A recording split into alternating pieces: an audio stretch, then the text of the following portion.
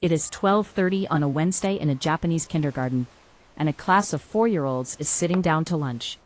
On each tray sits a piece of grilled mackerel, a small bowl of miso soup, a handful of pickled vegetables, a bowl of rice, and a side of cooked seaweed.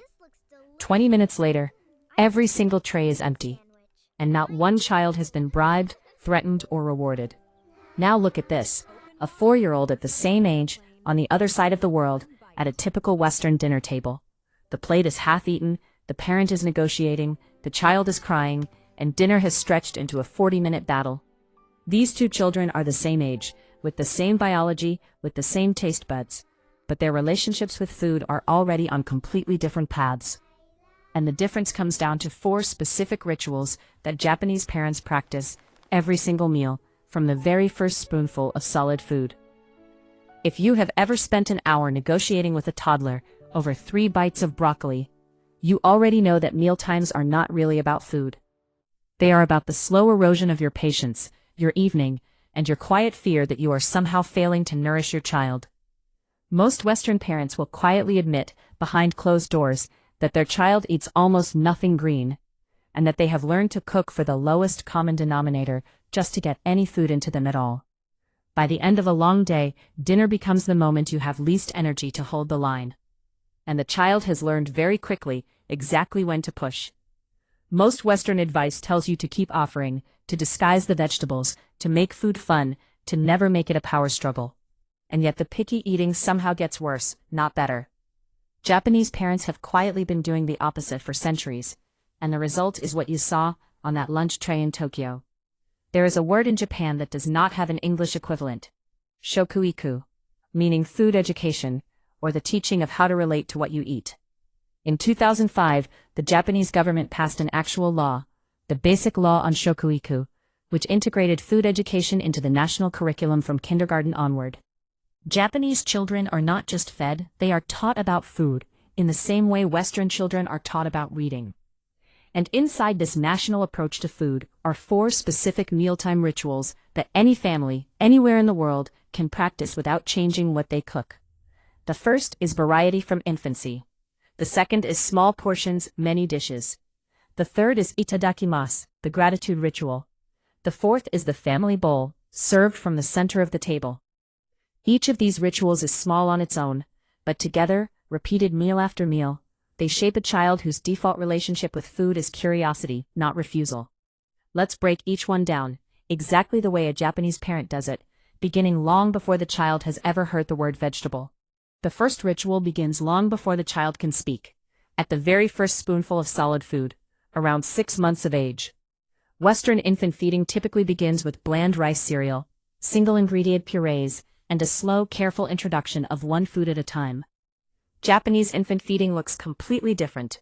From week 1 of solid food, the baby is introduced to a gentle but real variety of textures and umami flavors. By 8 months, the baby has likely tasted miso broth, finely flaked white fish, soft tofu, mashed root vegetables, and several gentle pickled flavors. Now here is what most parents don't know.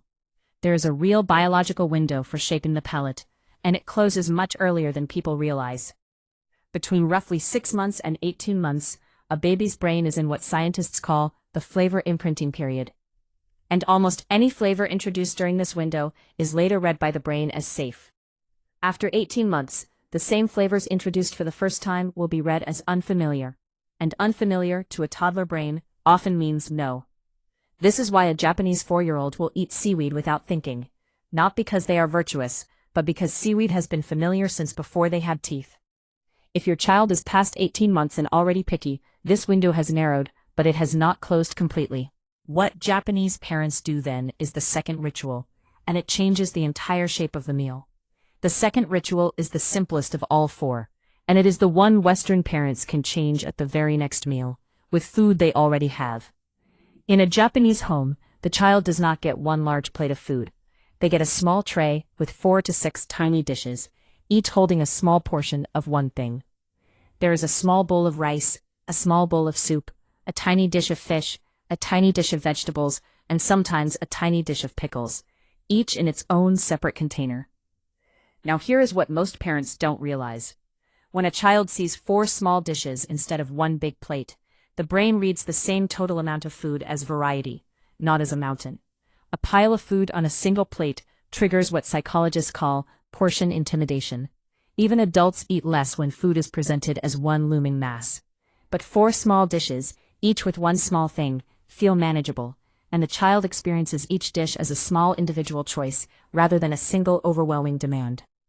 The second psychological trick built into this layout is that no single food has to be finished. The child can pick from any dish, in any order, at any time during the meal. This removes the central confrontation of Western mealtimes, finish your vegetables or no dessert, because the structure simply does not invite that battle. Try this at your next dinner. Take whatever you are already going to cook, and serve it in 4 small dishes instead of 1 large plate. The third ritual is the smallest of the 4, and it is the one that quietly transforms the entire emotional meaning of food in the child's mind. Before every single meal, at home, at school, at restaurants, at picnics, Japanese children pause, press their hands together, and say one word. The word is itadakimasu, and although it is often translated simply as let's eat, the actual meaning is much deeper. Itadakimasu is a thank you, to the farmers who grew the rice, to the fishermen who caught the fish, to the cook who prepared the meal, and to the food itself for giving up its life so the child can grow. Western mealtimes often begin with a child immediately picking up a fork, or being told to eat up, or with the parent already watching to see whether the child will refuse. Japanese mealtimes begin with a pause, and that single pause does something profound to the child's relationship with the food in front of them. Gratitude, repeated daily, slowly rewires the brain to associate food with care rather than control. And when food is associated with care, the child does not need to be coaxed into eating. The eating itself becomes part of saying thank you. If your family does not practice any kind of gratitude before meals, this single small ritual is the highest leverage change you can make. The fourth and final ritual is the one that removes the last invisible pressure from the table, and it is about how the food is served, not what is served. In a Japanese home, the parent does not put fruit onto the child's plate. Instead, several shared dishes are placed in the center of the table, and each person serves themselves a little from each one. The parent serves themselves, the child serves themselves, and there is no negotiation about what ends up on whose plate. Now here is the psychological move hidden inside this style of eating. When the child serves themselves, the food is not being imposed on them, it is being chosen by them. And a child who chose the food, even if they only chose a tiny piece of it, will eat it, because the act of choosing has already taken half the resistance out of eating. Western mealtimes often involve the parent deciding the portion, the parent serving the plate, the parent watching the eating, and the parent insisting on the finishing. Every single one of those 4 moves quietly tells the child that the meal is something happening to them, rather than something they are part of. The Japanese center bowl serving style flips this entirely. The meal is something the family is doing together, and the child is a small but real participant. Try this tomorrow night. Instead of serving your child their plate, place the dishes in the center of the table, and let them serve themselves, even if it is messy, even if they take only one bite of something new. Now here is the part most parenting books never make explicit. These 4 rituals work because they each remove a different invisible pressure from the meal. Variety from infancy removes the pressure of unfamiliarity, because nothing on the plate has ever been unfamiliar. Small portions in many dishes remove the pressure of volume, because no single food ever looks like a mountain. Itadakimasu removes the pressure of confrontation, because the meal begins with gratitude, rather than with watching. And the family bowl removes the pressure of imposition, because the child is choosing the food themselves, rather than being served. Western mealtimes often have all 4 pressures running at the same time. And a small child, sitting at a small chair, simply cannot eat through that much pressure. Take any one of the 4 rituals away, and the meal becomes easier. Take all 4 away, and picky eating mostly disappears on its own. If your child is currently a picky eater, you do not need a chart, a hidden vegetable recipe, or a new threat. You need 4 small structural shifts, repeated meal after meal. Start with 1 ritual at a time.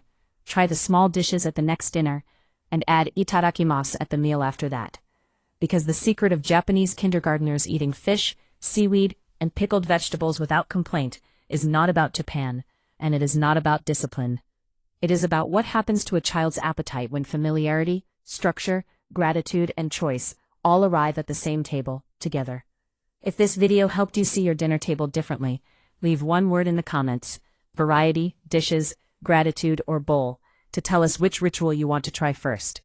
And if you want more quiet parenting wisdom from cultures that have been raising calm eaters for centuries, subscribe, because we have many more meals and many more ancient answers still to share with you.